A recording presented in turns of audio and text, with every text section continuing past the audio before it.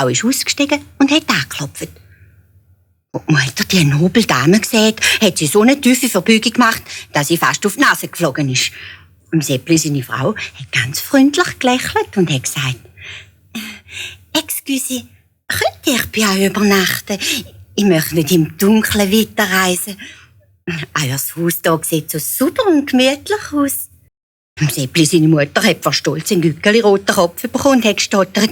«Ja, aber selbstverständlich, wenn es der gnädigen Frau bei uns Nobel genug ist. Liesel, tu den Tisch auf den Teller auf den Tisch und hol mir ein Kilo Mering und eine Dotze Salami. Nein, ui, ist das eine Aufregung.»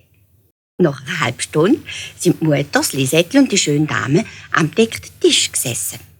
Da ist auf einmal der Seppli reingetrampelt. Er hat den Nobelbesuch in die Backe geklopft und gesagt, «Sali, du! Oh, Salami, oh, die habe ich schon lange nicht mehr gehabt. Haben wir auch ein bisschen. Kommt das aber gut.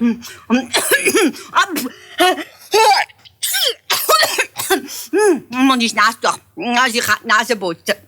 Der Mutter ist vor lauter Schrecken ein halber Herdöpfel im Hals stecken geblieben. «Seid rein, du Schmierfink! Geh in den Stall, wo du hergehörst und lass dich nicht mehr blicken!» Der Seppli am Kragen gepackt und hätte ihn zur Tür ausbuxieren. Seppli, seine Frau, aber hat geschmunzelt. «Aber nein,